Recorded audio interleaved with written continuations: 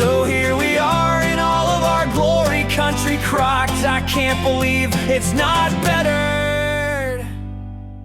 You did that, right? I thought. No, that's you. We're declining that. Yeah, you're not that person. Decline. Oh, you just dismissed your invite. I did? Yeah. Okay, send me another invite. Well, I don't know how to. As you can see, we are Gen Xers who are just, not savvy with the TikTok thing going live. But all right. While she's doing that, I will start us off here. We are Country Crocked podcast. We usually never, ever go live. We're usually edited. And season 1 is out. What was that? 15 episodes? Yeah, 15 episodes for season 1. We kicked off in January, ended in May. We just took 1 week off for spring break. Yep. And we've been just trying to get our summer business in order. Yeah, there's a lot of summer business. We've been enjoying our summer, and it's been kind of nice. But Angela is visiting. I won't tell you from where because we don't really like people to know where we live. Sorry. But she is visiting. We're rarely ever together. This is like a once in a moon lifetime event. So I said, let's go live. Let's do a live uncut version. Not really, just discussing a little bit about our podcast and kind of what we have been going through after the aftermath of our podcast releasing. So our podcast. Why don't you tell the folks what our podcast is about?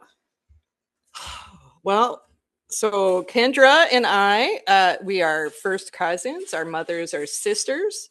We were pretty much raised like sisters. Our families were very intermingled. We were just raised by each other's parents. And, for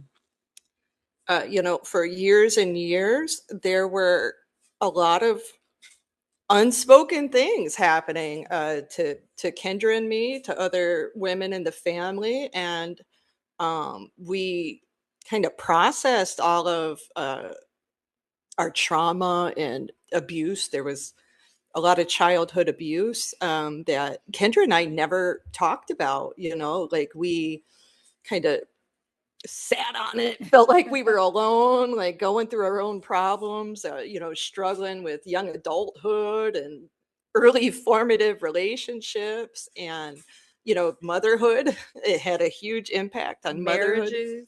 Oh, my word. Motherhood.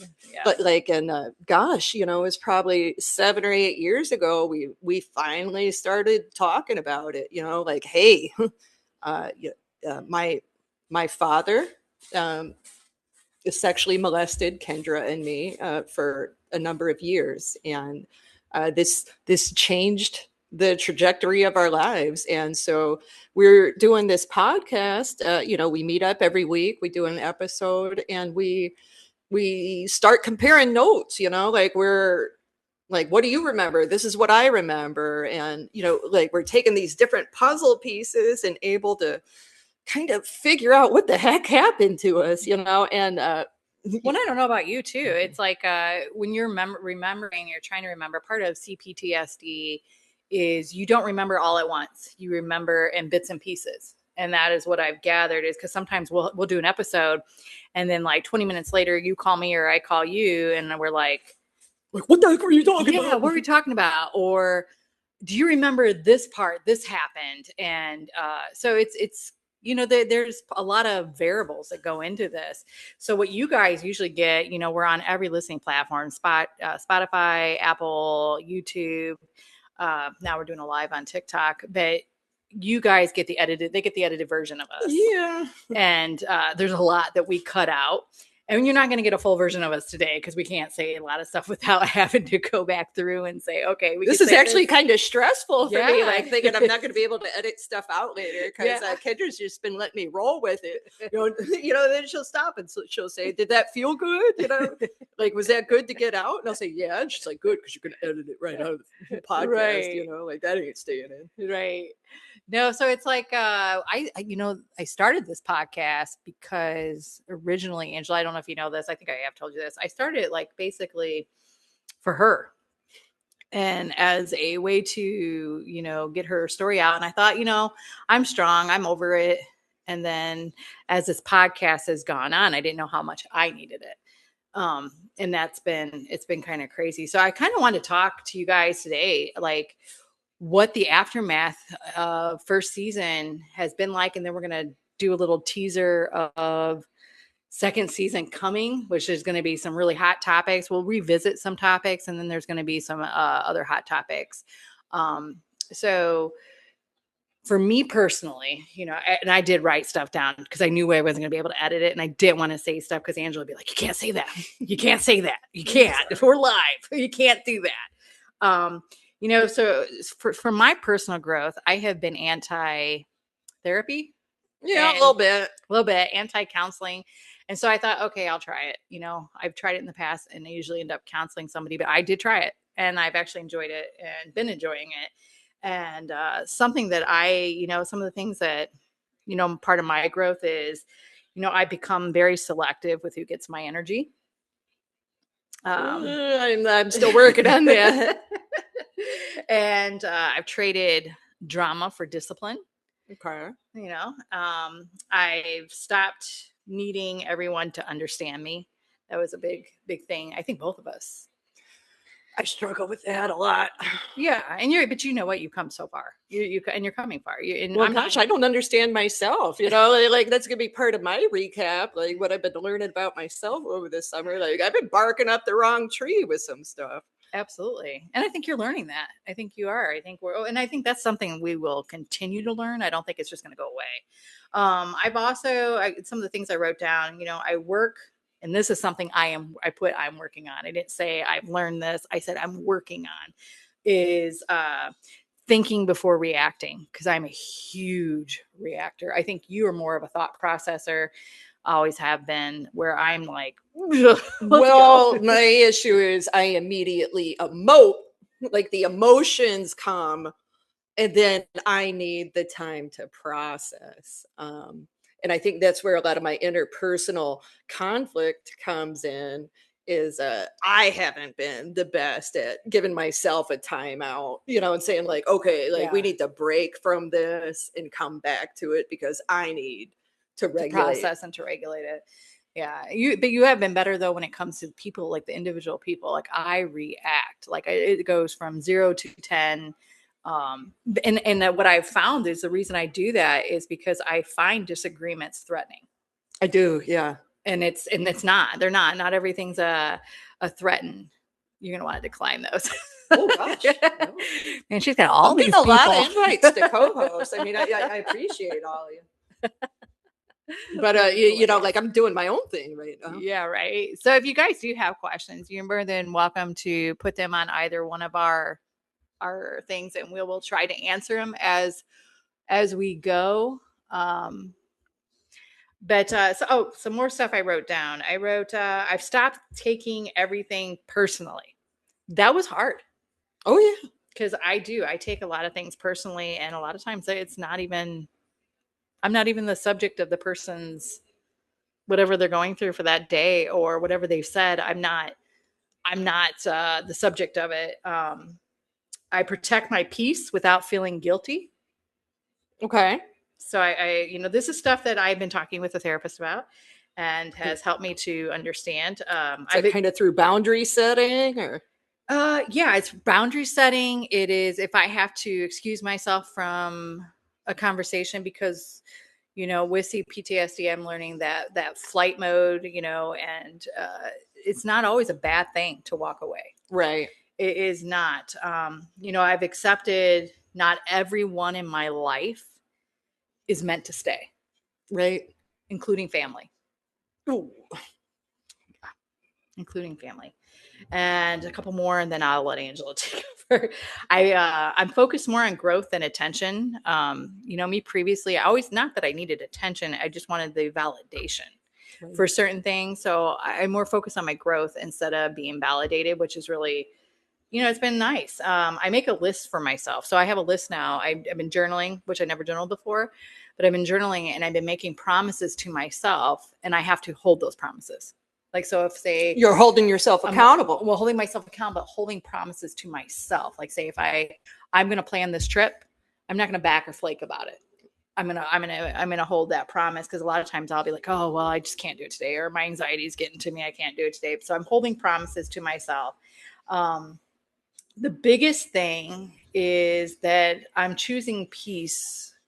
And this is really big for me. I'm choosing peace over trying to prove a point. I'm a big point prover. Like if I'm right about something and I know I'm right about something, I'm proving it. And I'm learning to choose. You're like, peace. I kept all of the receipts. They are filed in alphabetical order. Yes, I've got the receipts. They're up in the file cabinet. So that's what I've been working on. And I'll tell you what, I'm going to go back and reverse what I said during our first season, that I think counseling is a great thing. I think if you find the right counselor, you have to find the right therapist. And if you are in your area, I always tell people, go somewhere else. If you're living in a small town, like our small town, especially, like I would not, I go 45 minutes away to a therapist, because I will not. You know, I've been getting that feedback from other friends. You know, are you really? Like I think they go outside the county, but you do. Our town is such a, and I'm sure this is all across America, these small towns are the most gossipy. And I don't believe in the HEPA thing. Nobody keeps their information private anymore. People talk, and that's just the way it is. So I always make sure I'm out of our town, and it makes me feel a little bit better about myself. You know, feel my safe space. Like I really feel like a safe space. So what are some of the things that you have grown from our first season? Because we talked about a lot of stuff. I mean, a lot of hard stuff. You know, I've had a rough couple of months. You know, the podcast, it felt good to talk about those things. And, you know, we got a lot of feedback. You know, the people who weren't exactly supportive about the podcast, you know, wondered, you know, why do you girls need to talk about it? You know, like, you're just digging up bones. Why are you digging up bones? And, you know, just to reiterate, like none of this is intended to be a condemnation of anyone, or like a bitch fest or a trauma dump. Like, this is Kendra and me in real time, like figuring our stuff out, and, you know, like trying to help other people figure their stuff out too. Right. And like going through season 1, you know, I did listen back to all of them. You know, Jimmy and I took a road trip and we listened to like 10 episodes in a row. And he's like, you know what? Like, I'm not listening to the podcast for a little, you know, like 10 hours straight was a lot. But, you know, like, you guys, like this stuff isn't fun to talk. Like, it doesn't feel good. Like, it doesn't feel good to have a spotlight on yourself. It doesn't feel good, you know, to be the subject of that kind of scrutiny. Like, none of that feels good. What feels good is being able to articulate what happened, what the environment was, how it shaped our future actions, and what we've learned about it. And like, we can't figure out what we learned about it, like, if we never talk about like what actually happened. Yeah. So well, I think you've said that, and both of you and I said it, because those who have followed the podcast Country Crocked, I Can't Believe It's Not Better. Angela comes from a more analytic side, and I come from a spiritual side. And both Angela and I have said, you know, the Bible itself is a recollection of what happened, the bad, the good, the ugly. Right. And that's what you're basically saying. You're shutting us down. And that's history. That's our history. That's why we are the way we are. That's why, right?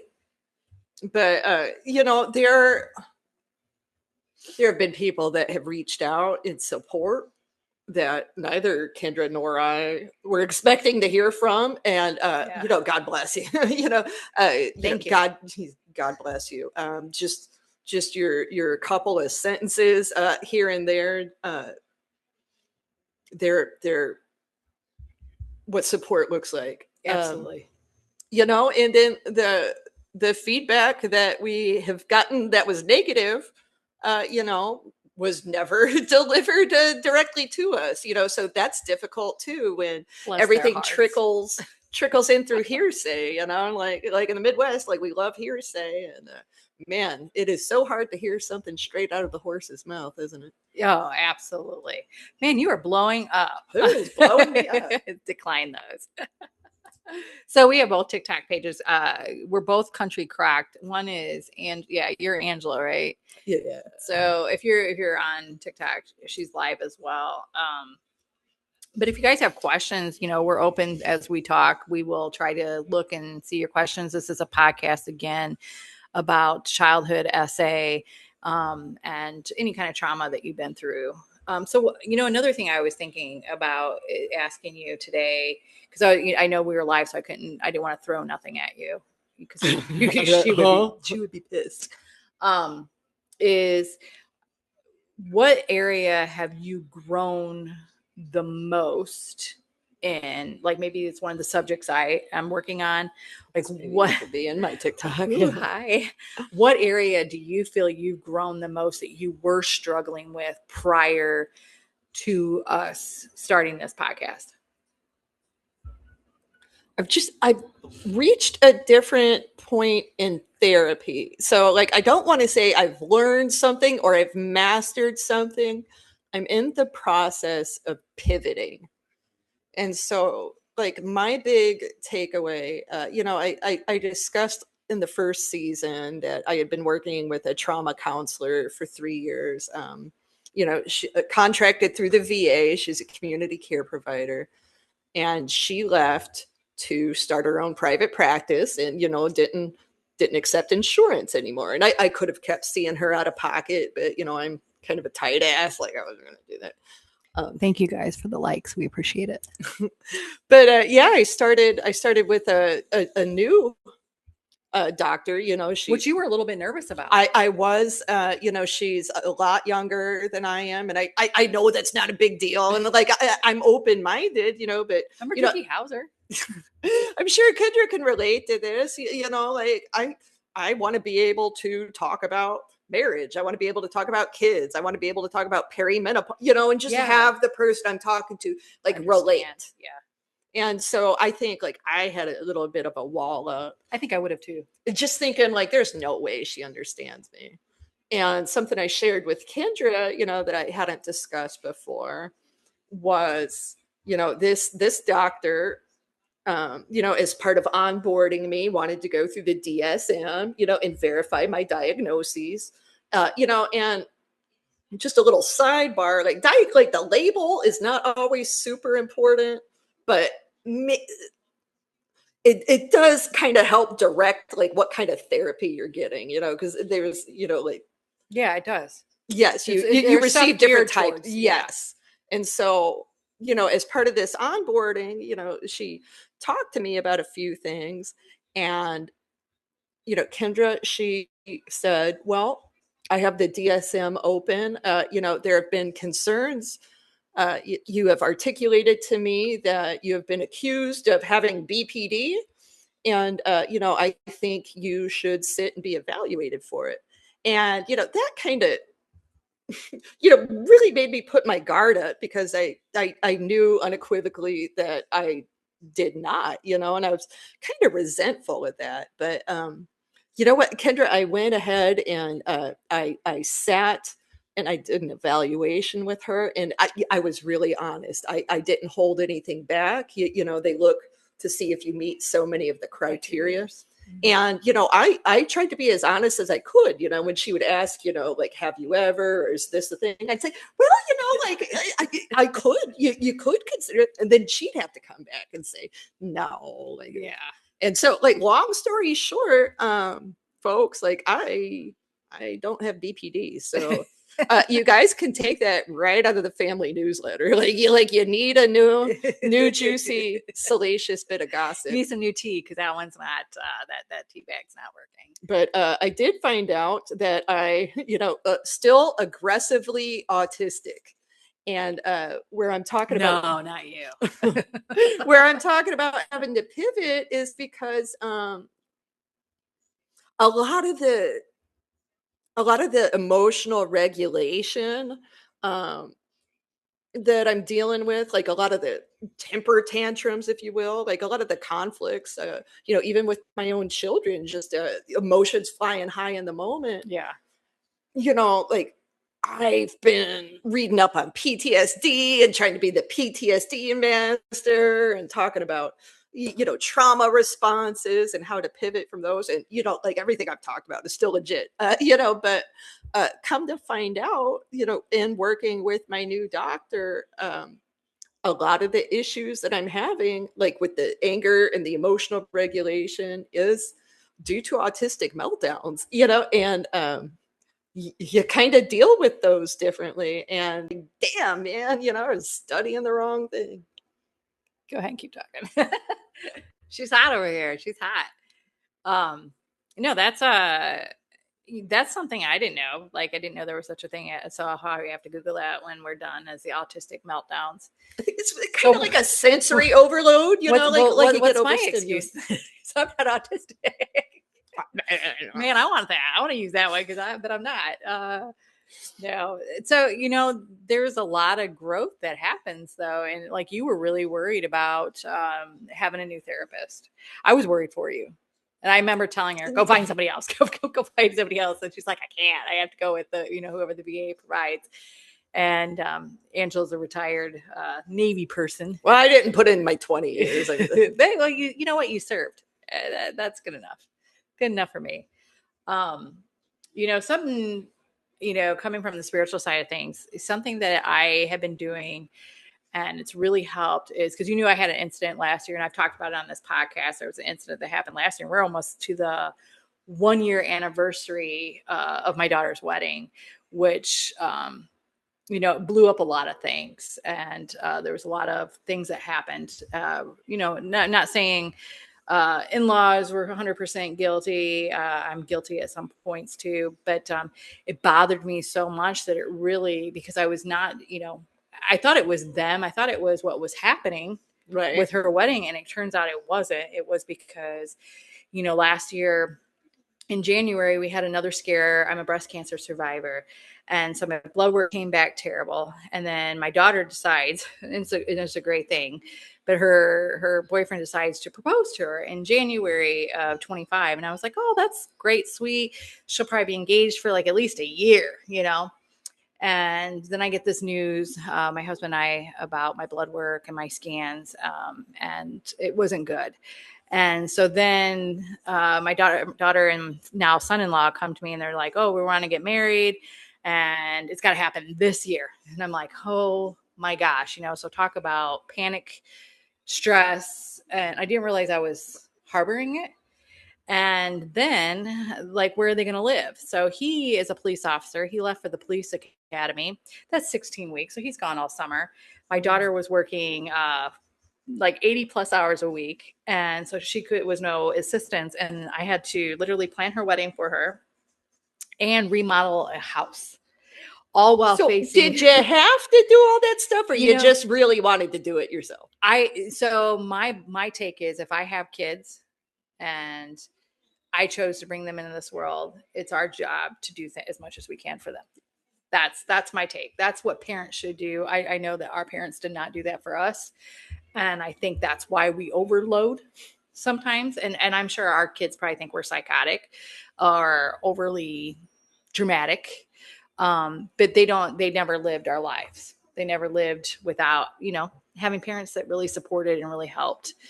So by the time the wedding came, my daughter had requests that I had to abide by, and I agreed with her request, and I'm going to protect my kids. And anyhow, the family didn't take it well. So then I reacted how I should not have reacted. And that is the only thing I regret. Like over the top. Yeah, way over the top. But like Kendra smash. But I stand 10 toes down on my feelings. But I didn't realize how much it bothered me. So then every time their names would come up or something after the wedding, and the way they behaved at her wedding was just ignorant, it triggered me. Like, just hearing her, and about, like, my mom especially would call, but did you see that? And it would just trigger me. So I was like really fighting with it. So one of the things I've been doing lately for the last few months, actually, and it has really healed me and helped me, is every time something triggers me, I pray. So, like, say this person's name, one of them comes into my mind. I don't let it, I can feel it, like my chest tightening and panic setting in. I start praying for that person, and I pray blessings upon that person, even though They probably don't deserve it, but I pray for them and I pray blessings upon them. And even though they've trashed me, It's really hard to be mad at somebody you're praying for. Exactly. And I've noticed though, because it's an act of love, right? Right. Prayer is an act of love. Well, it's not even an act of love. It's an act of, godliness. And it's not for them it's for me. But I've noticed I'm not triggered by them. Like you can say their name. I cannot say their name. So, I don't know. But it helped me. So if you're out there, think about turning triggers into prayers. So like, I know there's certain people that trigger you hardcore. And when they come up, one of them triggers both of us. I just been praying for that person. And like my mom's talked about that person and I'm just like, oh, okay, cool. And it doesn't, cool. Like what are some of the things that you have personally worked on? I mean, I'm trying to get better at walking away from situations, and not avoiding a situation, but giving Angela a timeout. Sometimes Angela needs a timeout so Angela doesn't burn any bridges. Jimmy and I watched Rocky and Rocky 2 on the plane on the way over here. My kids love that. And I was thinking to myself, what Angela needs? Jimmy's kind of like my Mick, and he's like, you're a bum, Ange, and but he's there like squirting the water in my mouth, like every 3 minutes. But think about like that boxing match, you go 15 rounds. If you're good, but it's only 3 minutes at a time. It's never more than 3 minutes. Wasn't it Mickey? Like Mickey, Rocky's guy? Yeah, Mickey. Mickey, yeah. We're gonna start calling Jimmy Mickey. Yeah, Jimmy can be my Mickey now. He's your Mickey. Yeah, just trying to get better at flagging stuff, but also recognizing that it's not always realistic to step away. And that's kind of what I'm coming to terms with, like I know what I need. I know what my problem, I know I'm autistic. I know I have ADHD. I know so I have all these diagnoses and I know what you're supposed to do. But hey, guess what, folks? Like, this is the real world. So you don't always get to step out and cool yourself down. And it sucks and that's shitty. And that's what I'm trying to wrap my brain around right now is okay, well, I know what I need, but what I need isn't always accessible. So, what's my plan B? What's my plan C? What's my plan D? Sometimes you got to go through the whole alphabet before you get it right too. I mean, I know I do. And you're still going to mess up. I still mess up. I still burn bridges. But usually now the bridges I burn are ones that I light on purpose. And I'm okay with it. But one thing that I want to start looking at more, and with the pivoting, it's actually been kind of a relief to have the BPD diagnosis scratched off the list. Yeah. And I know there's a lot of you out there that struggle with that or have been diagnosed with it. Just like any other neurodivergence or personality disorder, it doesn't define who you are. No. But it was a label that was being attributed to me that didn't belong to me, and I think that's why I took so. And it felt like this label was being used to minimize my PTSD, to minimize my abuse. But what I want to look at now, there's a reason people thought I had that, Kendra. But it never crossed my mind. I would never in a million years. And so that's where I, as a grown woman, as a mother, as a partner to Jimmy, that's where I need to take a hard look at myself. You know what? There emotional outbursts, whatever it is, something drove that, so now I want to take a closer look at the behaviors maybe they were flagging. You're holding yourself accountable. I like that. So, it's not like a big, screw you to everybody. All right, I hear you. I hear you. I hear you. I know. I like and we're going to look at it. We'll be talking about that this season, right? We're going to talk about a little bit more about diagnosis, CPTSD, mental health. Mental health. Mental health is huge. I used to be like the,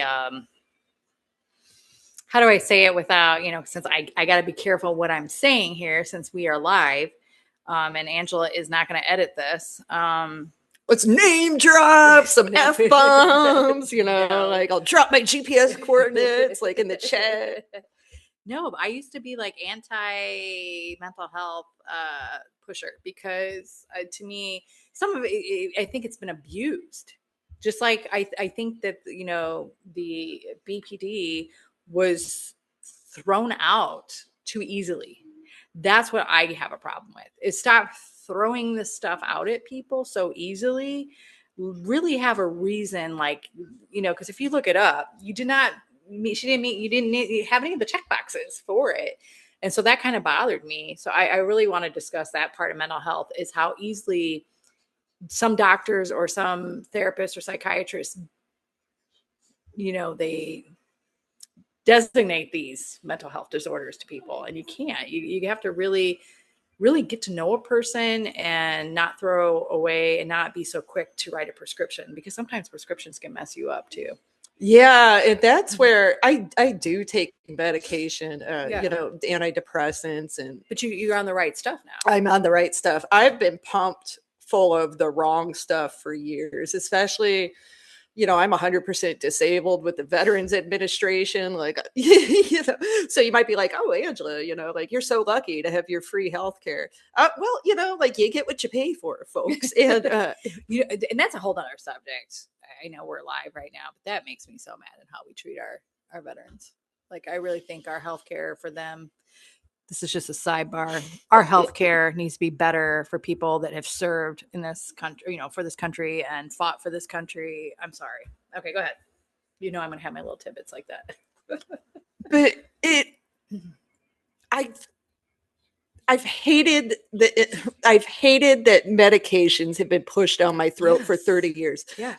Starting when I was a teenager, like the small town doctor, the family doctor, is like always your mental health professional too, like he was starting to pump me full of Zoloft, back when I was 12 in 92, like when whatever the thing happened, like the big mysterious thing of 1992 where I was hospitalized, they were asking me, like, what's going on? Are you okay at home? And I'm like, oh yeah, everything's fine. So they're like, oh, okay, she's just depressed, Zoloft. Yeah. Well, but then you get addicted to it, and here's oh gosh, when I joined the Navy, it was like cold turkey off the Zoloft, oh gosh, going through that in boot camp was just hell on earth. Crying all the time, like my RDC's just yelling at me. Yeah, I don't care if I was on medication. She's like, we don't cry in my Navy. I don't want you. I was like, I don't want to be in your Navy. Well, the only thing, the one good thing I would have definitely gotten an award for every day, I would have been the first person up, and my bed would have been made the best out of everybody there. Oh, I did an excellent job. Yeah, that's the only thing. The rest, I would have probably cried too. I'd be like, yeah, no, not running, not doing that. That I think that I've always admired that about you, because I know I could have never done it because I can't be told what to do. Like, they would have told me one time to do something and I probably would have snapped. I would have been kicked out like right away. My thing is I want to prove people wrong. Like, F you, like, hold my beer. Yeah, no, I wouldn't be about proving it. Somebody try to tell me what to do, it's over. No, that's why Kendra never signed up for the Army, Navy, Air Force. But a shout out, we have a cousin, one of our, our family's not tight at all. And I'm not afraid to say it. A few of us are. But a few of us are, and we're really close, the cousins, that we're really close. And prayers to our one cousin, we won't name his name, but he is over right now fighting for us. So, on earth for our country. And so shout out to him. I know that we miss him dearly. So, something else, I was thinking about too through this journey is, and it kept coming to me, was the story of Moses in the Bible. And I always thought it like how to be him and to be shown the promised land and what you can obtain. And this is what you're working for, to never actually get to step in it because of the disobedience. And that really has stuck with me lately for me personally. And that's what's helped me the past few months is really studying that, because I don't want to be a Moses, because Moses, God had given him all these things and showed him like, this is what you got to do. And this is the promised land, the land of milk and honey. And right before he was to, cross over, he was not allowed because of his disobedience to God and not allowing his heart to 100% be right. And so Joshua ended up taking Moses' place, and Joshua led the Israelites over into the promised land. So I've been really, every time I have a step backwards, because you're going to take maybe 2, you might take 3 steps back. So every time I take a step backwards, not because I want to, but because I mess up, because we're human and we're flawed, I think, okay, I don't want to be a Moses. I want to cross over into the promised land. I don't want to know about the promises. I don't want to see them. Right. I want to be a part of them.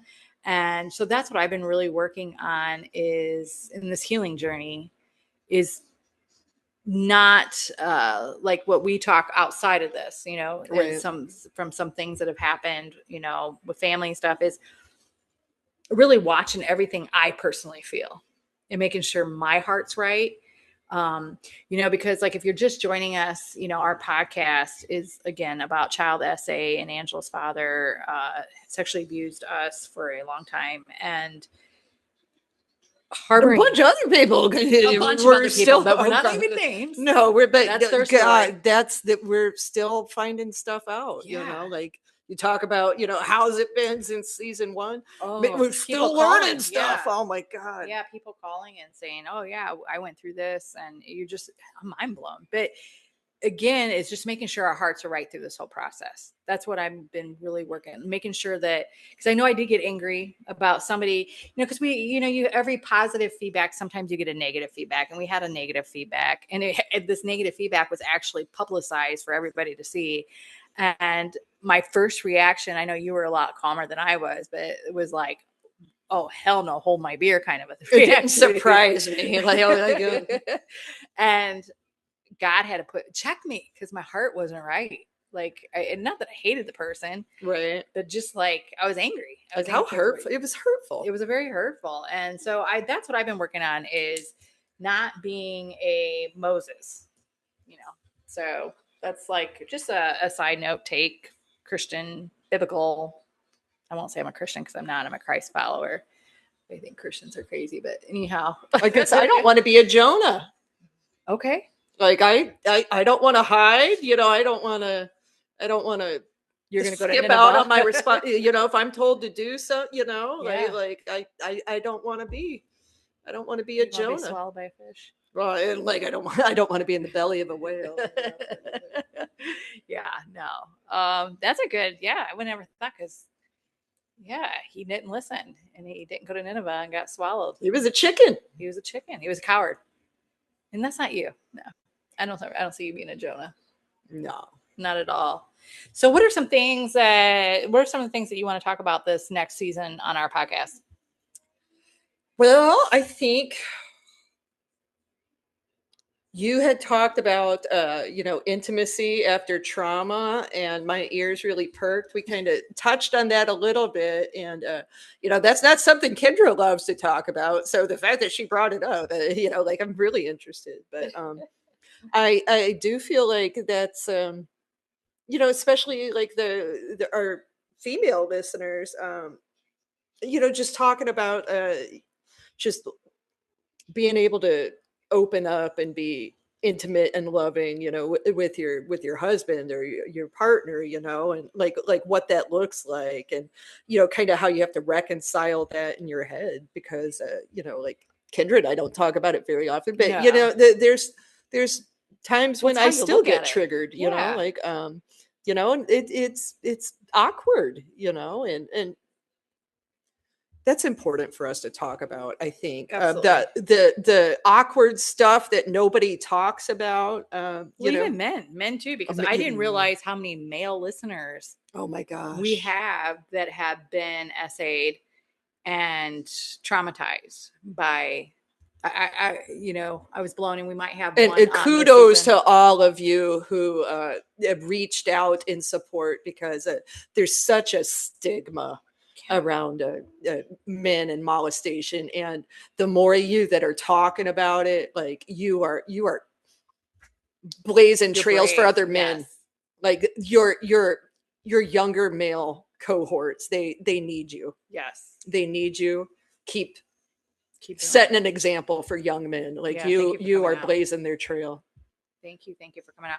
I know we wanted to do a dad's episode, just about our dads. Okay. Yeah. Gosh, yeah, we never talked about like what happened when my dad died. What happened Yeah. when your, because like that's when like we were just starting getting like little fragments of everything. I think emotions were flying high with a lot of people. Well, So they're like, no, like here's a piece of information. Here's like when you're in shock and processing stuff. Like what is happening out here? Oh gosh, we're in the country. There's bugs and critters that is huge. That's the biggest spider I've ever seen.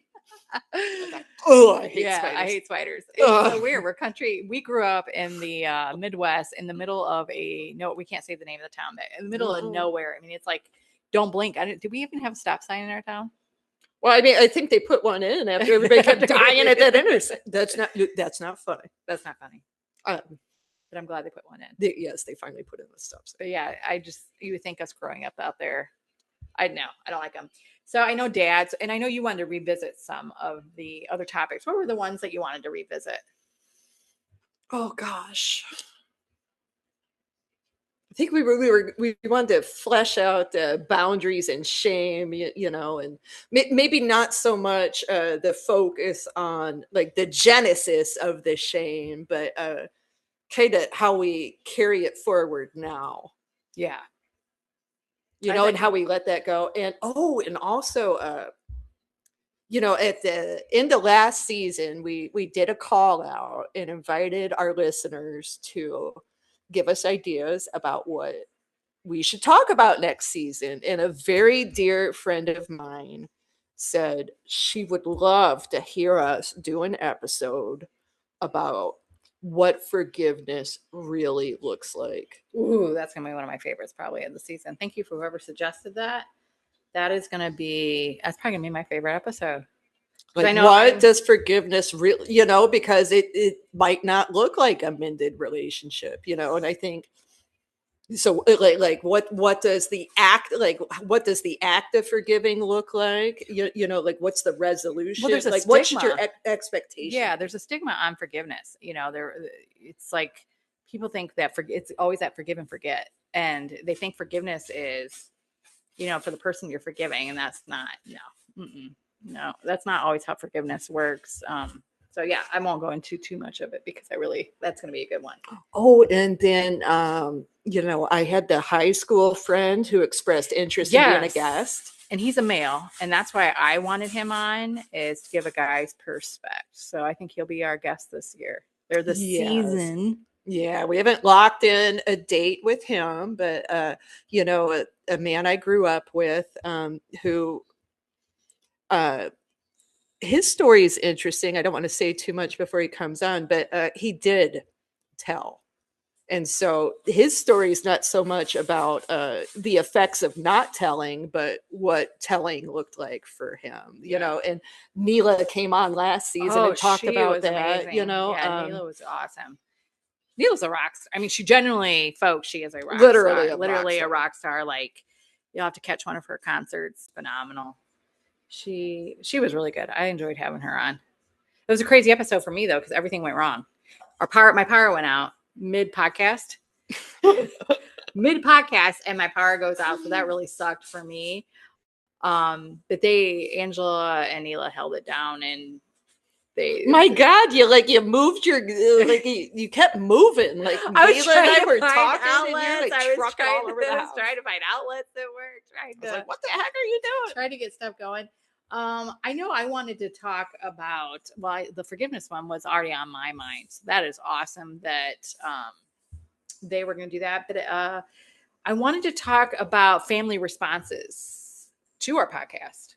We won't give names, but I just want to talk to how some embraced, and some would be like this young man that we're going to be having on for telling when he was younger. I mean, I wonder what would have happened if we would have told. I mean, it would have been shut I wonder down. now, yeah. I think it would have been shut down, and we would have been asked to keep it quiet. For family's sake, I really do. Mm-hmm. Because come to find out, 90% of them knew about it. So we didn't even really have to tell. Post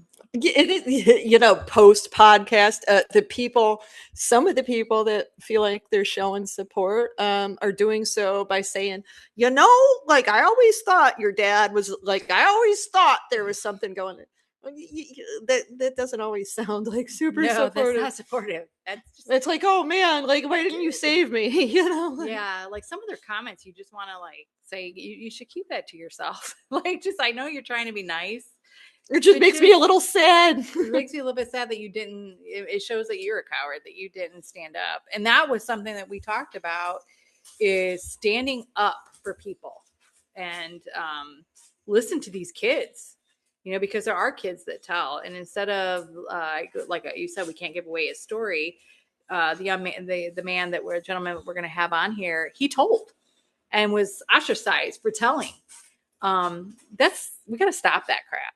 We really do. I've been doing a lot of research because it's been bothering me about child SA, and I'm huge on the trying to really be an advocate against sex trafficking.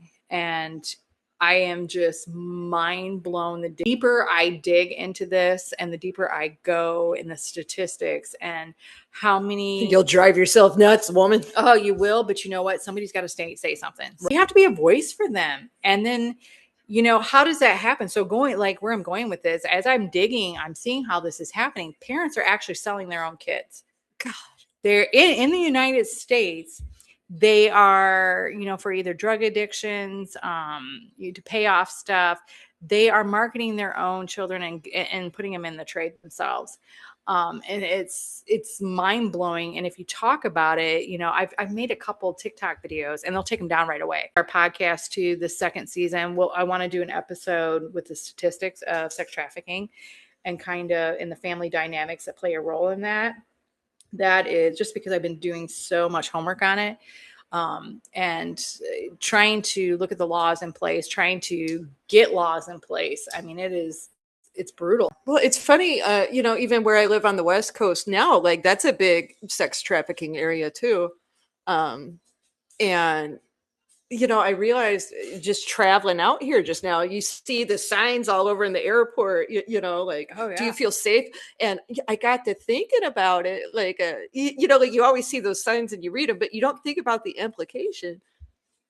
Some of the people being trafficked don't know they're being trafficked. No. And like, that's what, like, when they say, like, are you in control of your own travel document? Like, man, like, they don't realize, like, if they're not holding their own ticket, they're not holding their own passport, like, right. Somebody else is removing, like, all of their, so I think kids need to be better educated about it. Well, yeah, I mean, we educate them about everything else in the school system except that, we really should. There should be classes. There should be classes for parents. There should be, yeah, it's a whole. I'll wait till we get to that subject in our podcast and talk about it. I don't want to give too much information away, but it's a deep hole to dive into. We got about 10 more minutes here, and then we're gonna call it a day. Yeah. And enjoy dinner and time. Like I said, Angela and I don't get to get together very often. Gosh, it's been 6 years. 6 years? Has it been that long since we've been together? Since Grandma died. Oh wow, that's too long. I don't know. Her better half is here, and I think he's taking a nap. So hopefully he cannot hear me. But if he ever proposes one day, I love where he lives, and I would love to be in that wedding and come visit it. So hopefully it's sooner than 6 years. Well, I dare say. That's a hint. I dare say. I've been parading him around town, and I'm getting fabulous feedback from the farm folk. Oh, my God. That was very alliterative. Yeah, my mom is in love with him. Oh, is she? I think you're going to have to fight her for him. I mean, she's like, I'm not one of those cougars, Jimmy. Did she really? I could so see her saying she's like, I'm not one of the cougars. Oh my gosh. No, my mom called me right away. You guys visited, and she called right away, and she's like, I didn't know what to expect. But that man, he really cares and protects her for her. And I was like, yeah, he's a pretty nice guy. Yes, he is. He is wonderful. And he's not bad on the eyes either, Kendra. I was like, Mom, I'm married. And I wasn't looking at him that way. Like, what? Neither should you. That's probably your future nephew. Please don't ever say that again. Not one of them cougars, Jimmy. Oh my God, I can so see this. I can see it. That reminds me, when I tell her jokes, she doesn't laugh at my jokes. No. Which makes me mad. Oh no, I can tell her jokes. Here's one I told her. Here's one. Why couldn't the lifeguard save the hippie? Why? He was too far out, man. Like, give up nothing. No, because she didn't tell it. You're like, I'm like, you tell me these stupid jokes. Oh, and hers are the most stupid. Hers are the dad jokes. Like, I think she even ordered a book, dad joke book, and that is what she does. No, she's funny. So, you know what I was thinking about doing this season too is going live. Only on TikTok. Okay. But not for our Spotify world. Just like every episode's unless like the sex trafficking episode, not every episode, just the ones that I know that we're not going to talk a lot off camera. Sometimes when we are going through our podcast, because there was I think it was a spiritual gaslighting, and we'll let each other, when we get on a topic or we have feelings that are really deep, we will get them out. And that is why we edit a lot, because there's times that I've gone off on things, tangents. You get angry. You get angry or you get angry. sad. And, like, we're not really cutting material for you guys, but sometimes, like, the unpolished, unrehearsed, it's the first time we're saying it. Right. And it comes out aggressive or venomous or vitriolic. And we don't want to be that. And we're not that, so sometimes we'll take a minute, and we'll restate it, with more calmness, more clarity. And that's not being disingenuous, I think, for the audience, but it's being respectful of, the people we don't want to hurt. Exactly. And I think we did a good job of it this year. This past season, I thought we did a really good job. Like I said, something that did upset me. Oh, what? I want to talk about it. I'm very upset with the people that live in Antarctica. Where you at? Yeah, where you at? Our podcast has gone worldwide, and Antarctica is really holding out and not listening to us. And I'm very hurt. And I guess I'm not mad, because it means you don't have trauma up there, which is great. Maybe we should move to Antarctica. We won't have any trauma. I think it'd be cold there, yeah? I like cold. Oh, I don't. I love cold. I'm ready for summer to be You think over. I could bring my space heaters into my igloo? Yeah. Do they have igloos there, or is that just Alaska? I don't know. Okay. I don't know. Maybe we're going to go visit the world. My goal is, Ireland's on my bucket list. I do want to go to Ireland. Oh, kiss the Blarney Stone?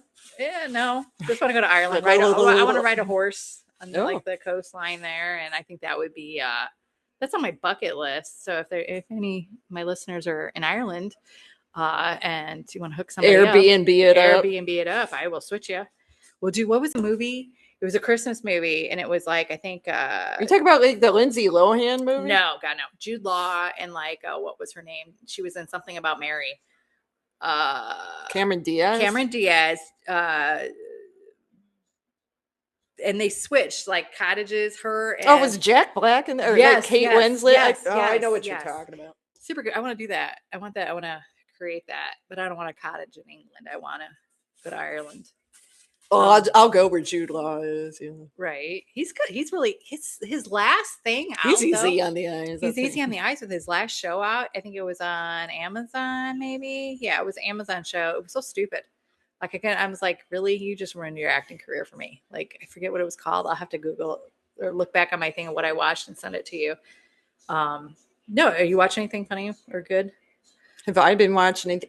Well, so if we're talking good, I made Jimmy watch, and I think I recommended it to you too. Yeah. There is a movie on Netflix with Melissa McCarthy and Chris O'Dowd, and it's called the Starling. The Birds Are Starlings. Yeah, I watched it. It is good. So it's about trauma, it's about grief, and usually those movies are so hard to watch. And God, it was so beautifully done. I thought it was very raw and visceral, and I appreciate honest, Yeah. dramatic portrayals of grief. It's weird to see her in that role too. Right. I'm picturing It's not Bridesmaids. Bridesmaids. Yeah. Like we're not pooping in a sink. Yeah, that was the best movie ever. Oh yeah, that's good. That was a really good movie. We watched that on my daughter's bachelorette trip. You're like no Indian food before No. the dress. It was Mexican food. They went to a Mexican restaurant. I don't remember. Oh, I do. It's one of my. I watch that movie almost every year. Every year. It's kind of like the Chevy Chase Christmas Vacation movies. They are absolutely that. Like my husband and son, I don't like watching it with them because they sit there the whole time and because they know it word for word. Right. Like, shut up, man. Like seriously, we're gonna watch it, and I think they get a kick out of the fact that they know every word and they love watching it. I'm ready for the Hallmark Christmas movies. I am a Hallmark junkie. Absolutely Hallmark junkie. It's not even Labor Day yet, man. Oh no. So Angela's at my home, and we're actually recording from my farmhouse in the middle of nowhere. Actually, I'm not in the middle of nowhere. I'm like 5 minutes from town. But it only takes 5 minutes from town to get into nowhere. Yeah, that's why. Yeah, but it's like not like where we grew up. That was like an hour from town. But no, I already have my house decorated. Tell them for fall. Yeah, it's very gorgeous. I love fall. Like I absolutely love fall. And then November 1st, I'll have my Christmas tree up. And on a side note, that is part of my CPTSD OCD is because our minds have to constantly be revolving busyness so that we don't think about things. So this year, what I'm going to do is wait a week in November instead of doing November 1st. I'm going to wait a week this year to put up my Christmas stuff. I'm going to try. And that's healing, folks. That's healing. Now my fall stuff's already up. I'm ready. I'm ready for apple cider, pumpkin spice lattes. Basic. No, love it. And the what is those pumpkin patches? All right, so we are coming in hot with season 2. Probably release first episode September. Yeah. We're gonna start recording here soon and figure out like what a good rollout schedule is, but like we'll probably start recording before we're publishing. Oh, absolutely. Well, I think just as a learning lesson from season 1, it was a little stressful, kind of doing it in real time, and the feedback in real time. I feel like it was kind of affecting our flow a little bit. It was. Yeah, a little bit. But it was great. I thought we did great. Our first time doing it. Yeah, not bad. I heard a lot of people are like, oh, this is your guys' first. I mean, the first episode, you could tell we were newbies. Yeah. But like by third episode, Joe Rogan and Candace Owens and Carlson Tucker had nothing on us. Nothing. Like, and if they want to come on and be a guest, we'd be more than welcome to have you. Just saying, Sean Ryan. I really would like to have you on our podcast. I think Sean Ryan, you got to check his podcast out. Did you check it out? No, not yet. He is having a spiritual awakening, and it's just amazing. He's a ex-Navy SEAL. Oh, I'll have to check that out. Sean Ryan, everybody. Yeah, I believe it's Sean and Ryan. Also Kendra and Angela and Country Crocked. I can't believe it's not better. Season 2 coming in September. Our cameras are going to be rolling here really soon, and we can't wait to hear from you guys. So throw some likes and loves and comments around. Let us know what you would like us to talk about. Chewing on the chair. The dog is absolutely chewing on the chair. Make him stop. So I'm gonna kick the dog right here. Very gently. Very gently. Yeah. We don't need to turn into like DCFS. Yeah. No. DCFS for your dog baby? They're my kids. Did you see? There was a bulldog. They had a birthday party, and the parents rented a blow-up water slide. I'm thinking about doing that because their birthdays are coming up. Oh, yes. And so little toddler babies. Little toddlers, yeah, they're toddler babies. So yeah, no, we've enjoyed this. We're 5 o'clock on the dot. We're gonna sign off. Go eat something that only is in our area. Ooh. And she's home, so we're gonna go try that. And so I'm going to pray us out real quick. Let's do it. All right.